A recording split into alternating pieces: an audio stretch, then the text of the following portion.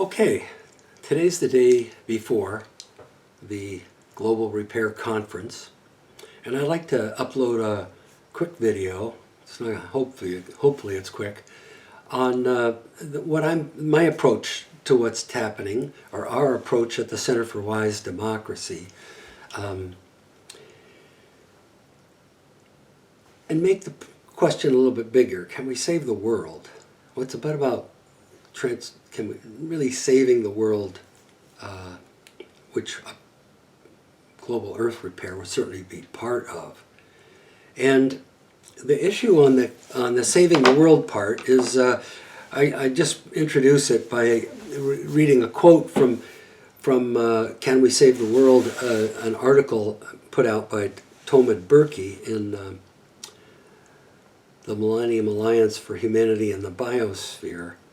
And he basically says, why are we not acting to save the world? Could it be we simply don't know how? Typically, we know the sorts of things that need to be done. What we don't know is how to get humanity to act. And of course, this is what's happening with the global earth repair, is that there's action actually it's happening. That you get to do an action that makes sense, that goes forward. And I want to suggest another set of actions that can go forward too. Let me draw a picture of our situation. I think this is the growth curve of really every living system that rises and then falls. And why it falls is usually because it consumes its environment, that there's a carrying capacity to planet Earth, and that carrying capacity is now being diminished because we've gone into overshoot. And so the global earth repair, of course, is about trying to help remedy this carrying capacity, at least in the land. So, and maybe other areas, I'm not sure. But what we should know is that there's two situations here. That our system, this is our system, this blue thing, this blue curve, but our system before we reach the carrying capacity can be the system that we have, which is individualistic and competitive. But after we reach the carrying capacity and go over here, we have here's situation number one, situation number two. Now we're in a different world and our system can't work. And so naturally it's going to destroy the planet. And this is,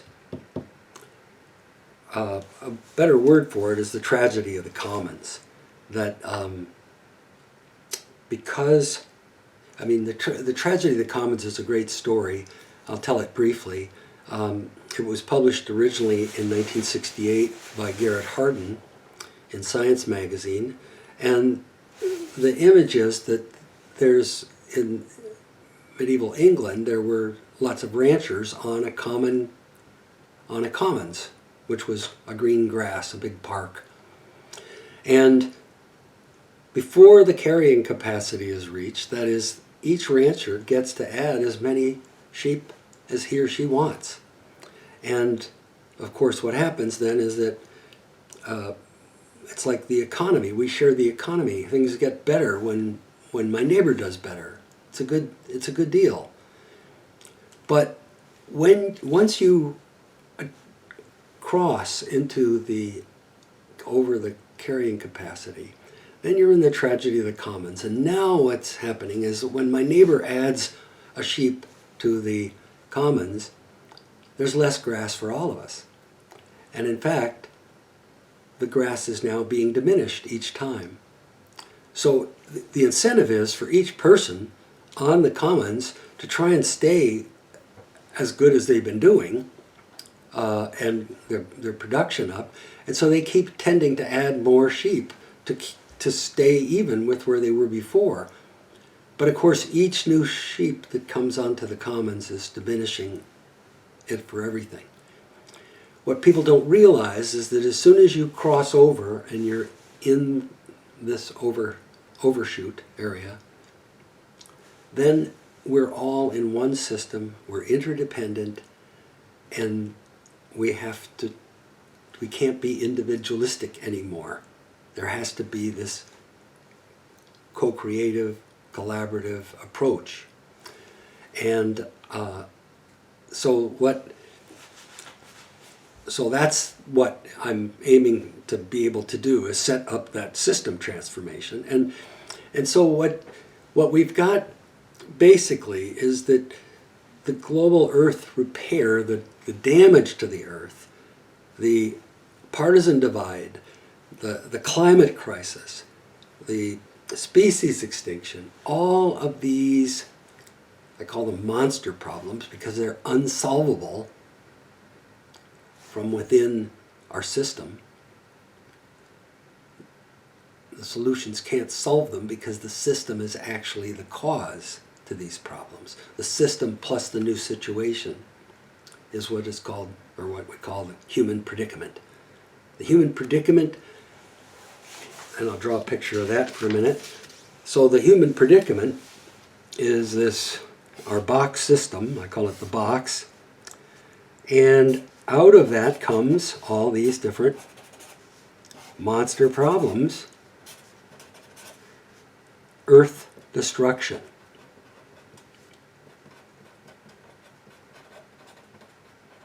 which is soils, rivers, fresh water, etc. So that's just one of the many, or it's a conglomeration of the many monster problems that the human predicament is causing. And the human predicament is the fact that we're in a system that can't work in the new environment. So that the name of the, so what we're going to have is we're going to have a continuing worsening of these monster problems. And now I'll draw the next line is, so how do we get out of this? And one angle is, what we really want is this transition. Where'd my other chart go? Okay, so what we want is to be able to, here's one set of solutions to raise the level of the carrying capacity, and that's what, to remedy it, to put it back, is the global earth repair. And there's also many solution strategies to try and keep this system going, to make it, to improve it, to include some way to get more citizen participation in the decision making, to have more dialogue, to bridge the divide, the political divide, to educate people, to make them aware of the problems, et cetera, and to pass laws and stuff. So that's the second area, is the basic solutions our system provides, and I'll just call this earth repair. And then the third one is this idea of how is there some way to spark the next system. And this next system, and so we'll call this the wholution.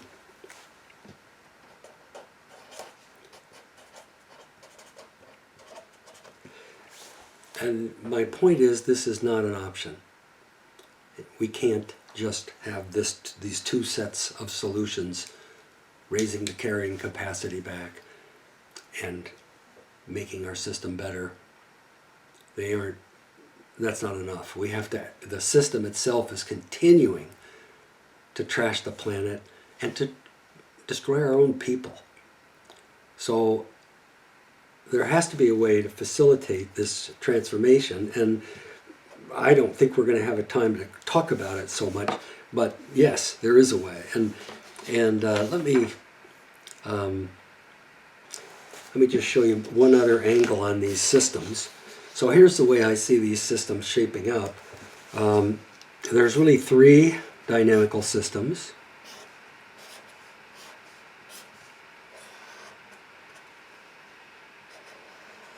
And we are, the first one is like where I'm going to draw a crown up here, and that's the king, that's the great leader, that's the king, the Trump, the Putin, the the Hitler, whatever. The great leader, and the whole name of the game is loyalty. And when you have that loyalty, you're a loyal subject of King so-and-so, and you are a good person. And other people are not good people that don't have that level of loyalty. So it's all about loyalty to the, quote, great leader. And of course, evidence doesn't matter. Truth, facts don't matter. It's about loyalty. Well, in the 18th century, there was a transition. There was a meeting. This was what's so incredible about the American experiment, is that they actually had a meeting and said, how do we want to do this differently? Is there some way we could do it differently? And so they got rid of the king, thanks to some miracles, and they created a constitution, or a social contract. And this is like the rules of the game. So there's a game being played. Everybody gets to go out on their own. They call it freedom. You just live your own life. You pursue your own happiness, which is, in the case of corporations, is profits.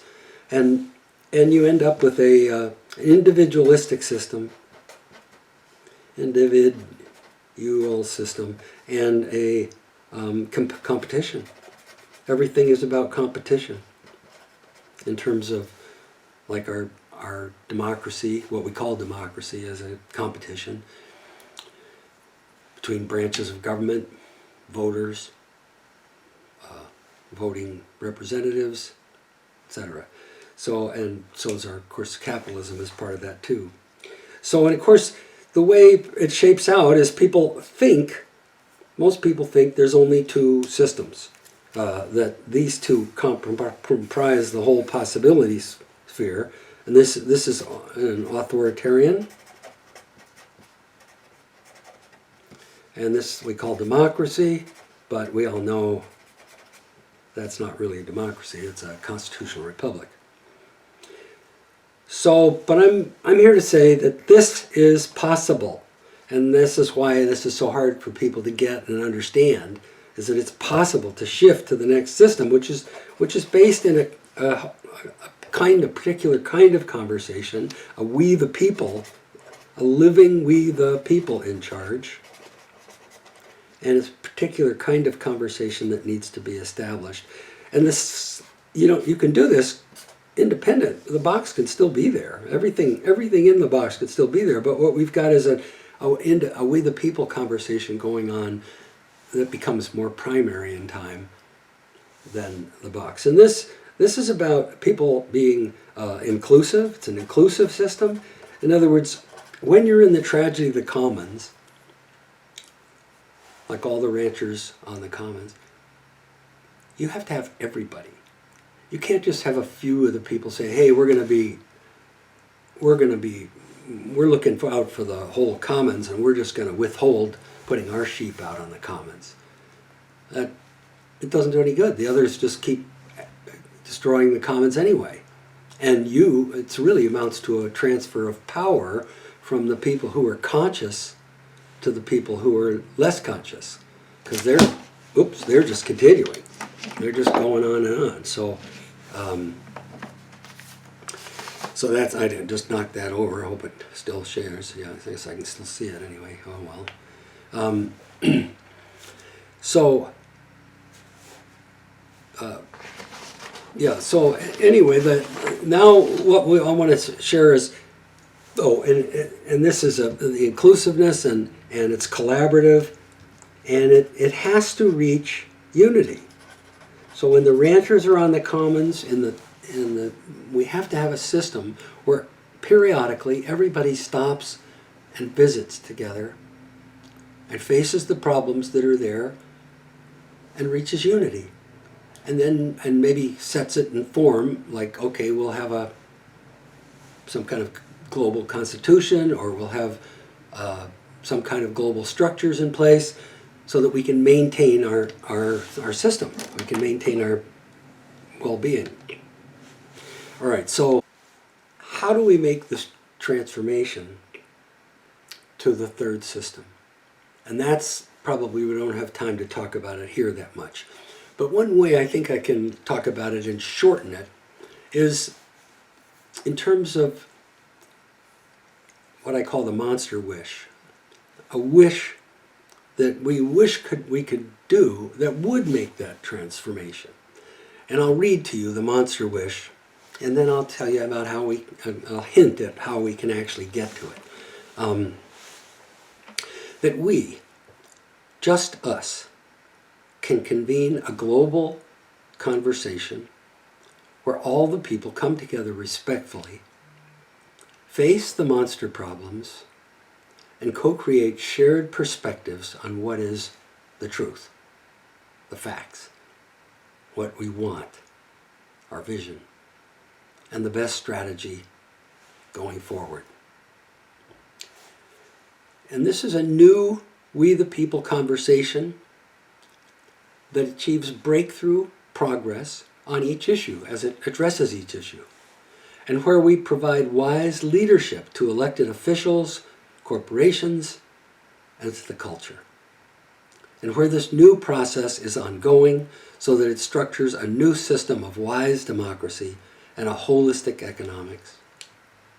And where each person gains increased awareness, understanding, freedom, consciousness, and empowerment.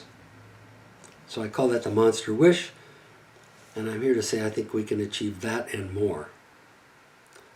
But unfortunately, it requires some, I'm going to tell you the 8 steps involved that by which we can achieve the monster wish, but it's kind of hard to see how that would do that.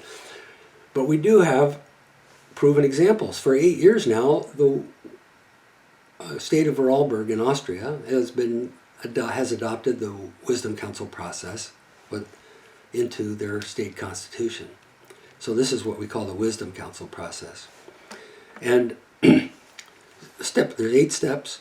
First, we gather the people who understand the process, and we need some adequate resources and some media partners and things like that. And then we identify one monster problem to address first. And this really means, it doesn't have to be us. It can be, we can have a contest or something to identify the issue that's primary for people. And then we randomly select 12 to 24 people from the global population. And that's not something we have to do. We can hire a firm to do that. We just need those purely random people. And then we use dynamic facilitation to reliably evoke the spirit of choice creating in each Wisdom Council going forward. So this is the magic sauce. There are many kinds of talking out there. There's discussion and dialogue and mediation and negotiation and on and on. This is none of those. This is a creative, collaborative, heartfelt process of thinking where people just are talking and they facing the big impossible seeming issue and they get excited because they start having breakthroughs. And that's not dialogue. That's something else, and we're calling it choice creating. And then we convene a global community meeting, so where the Wisdom Council walks on stage and presents its story. The story is a heroic journey, actually, of its unified results. And they just take they just take maybe 40 minutes to do that, the whole time. And then people turn their chairs, or if they're on the web, or if they're in the broadcast audience, they can just talk to whoever they're next to. But basically, it's convening a global community meeting, and the Wisdom Council presents its story. And mostly, when people talk and have a minute to talk, you have a huge percentage of people saying, yes, I think so too. So here's a way to get to near global unity very quickly on big monster issues. And we have history with this. This works. And then we structure global wisdom councils to be ongoing, so that every 2 months or so we randomly select a new group. And this new group goes through the same process, but basically what's happening is that the real wisdom council is all of us. There's an ongoing whole system conversation at this choice creating level, and there's a lot to say about how do we work to extend the range of the small group conversation, the process, to the large system. But the Wisdom Council is basically the facilitator to the large whole system, we the people conversation, which now can provide responsible leadership to governments, to the people, to corporations, to the culture, whatever. And then we provide ways for this. Step 7 is that we provide ways for this whole system conversation to include more and more people as we progress, and especially when a crisis comes along, like a COVID or a Russia attacking Ukraine. Now there's a system set up for talking that all of us can be part of, that can reach answers, near unified answers. So we expect that in the crises, this process will become ever more important. And then the 8th step is we need to provide for opportunities for people to learn about these different ways of thinking, because all of us were born into a system that's not holistic. It's not. It's very atomistic. It's all about the individual, and so there's a whole range of learnings that are needed for people to understand this mode of thinking, choice creating. Had to give it a name, and the model of change and the skills involved. So that's really an important step. All right, so and then the way this works actually is that the box system that we have, or the triangle, either one, what we're doing is we're setting up the particular kind of talking, and it starts out inside the system, but eventually what happens is that it comes outside the system. So, in other words, when you randomly select this group and they reach unity, they're not talking to that many people at first. But as it happens, as it grows, it's like this is reality, this box, and this is just kind of an interlude. But as people talk, as we randomly select the next group and the next group, it becomes clear that this is reality, and the box is something that is actually the interlude. That's now we're going, when we all get clear what's really going on, and then we go back in the box, it becomes clear this is not right. And that gives us the opportunity to make lots of changes. So if we can reach unity in this large whole system conversation, then we can start to change the box in ways that can benefit all kinds of things. So here's the deal. We're going to be working on the people. The people are become more informed and more capable. We're going to be working on the issues. So we're going to have breakthrough changes for each issue. The issues get addressed one at a time. We're going to do the kind of change that we've been talking about, which is the, like the global earth repair. Now here's a way to extend that throughout the system, and the kinds of change that extends the carrying capacity. Here's the kind of the solutions improvement, so we can take and start improving the box, which is like, to rank order voting maybe, or talking about what role the Supreme Court, or creating, in the global case, creating a global constitution, for instance, or some other way of identifying the kind of treaties that are needed, that are consistent with what the climate scientists are saying. And then the other piece is this transforming the system. And of course, that's the most important part. And in that are subsystems too. So when we transform the system, we're transforming really the thinking of people, because we're now aiming toward serving life, serving the whole, more than we are individualistic. None of this is coercive. It's all by choice. It's all voluntary. But it's clear that when we realize that, we all have to, when all the ranchers get together and start talking, they all get it. We have to preserve the commons or we're not going to be here. So how do we do that? And that's the problem to solve. And then the Wisdom Council process allows it to, the management, this whole system group can be responsible managers or set up a system for that. And so anyway, the benefits are just over the top. The costs of this strategy it's hard to find, except we're trying to raise them now so that we can start. And there's really no risk that anybody can find. You just randomly select people, they give a speech, they go away, not sure where the risk is. But it does transform the system, so you kind of get it at the visceral level. Oh my God, something's happening. So, and then I just, so anyway, this is, if you want to know more about this, the place to go is our website, wisedemocracy.org. And the knowing more is usually that people don't see how this could possibly work. And so it would behoove you if you, let me suggest that you go to the state of not dismissal, this can't work, heck with it.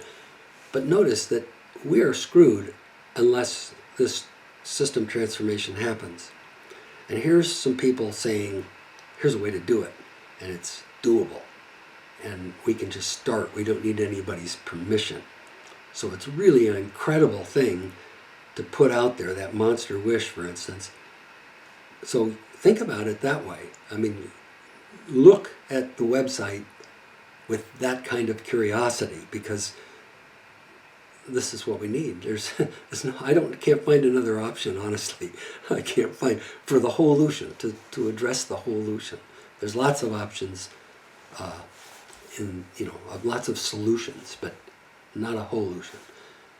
So anyway, I just want to say good luck with you in the conference, and I'll post this video, and I hope you'll be interested and maybe contact us. Thank you.